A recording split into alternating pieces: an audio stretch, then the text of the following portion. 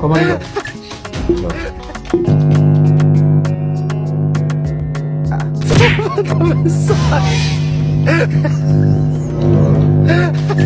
A'a kai ka lalata abinka.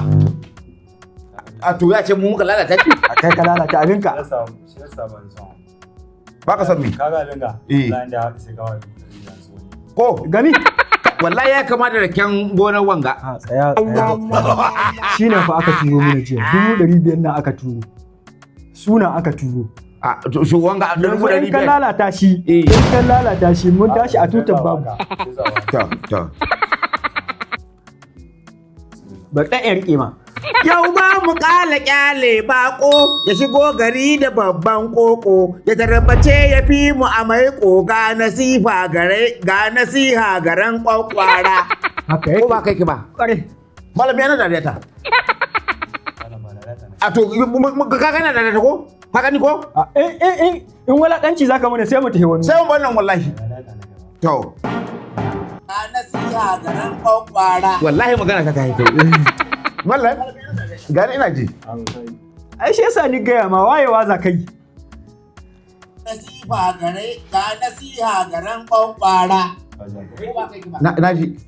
Ina ka kadangare bi bango naga an bashi sabon bargo ka kusa ka ƙara kwanan shago yau ga tsiyar ka ta koma ma. Ta koma dan kila. Allah ya kuri Allah.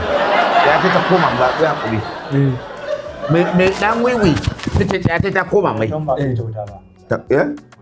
an ɗauke wuta ina romu ba ca kai mana ga kuɗin da ba sai ka sai mai. Ka ji ta magana? Mai ya wuce 600. Mai ya wuce 600. Wallahi Musa 500 ba mu. 500 gare mu. Ka kusa ka ƙara kwanan shago yau ga ka koma ma.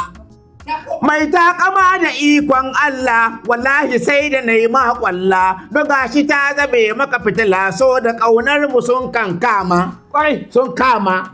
Insha Allah sarki. Masoyi mu. Na ga kamar kana bakin ciki da ni.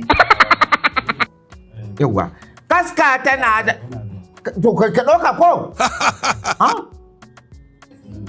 Kaska tana da haushin kifi. Ya yake? Kaska tana da haushin kifi. Na isu da Allah. Kaska tana da haushin kifi ƙauran gwandu. Ya haɗa ƙarfi. Kaska tana da haushin kifi ƙauran gwandu ka haɗa ƙarfi. Ka gyara ne. Dangi mu ƙara yi masa tafi.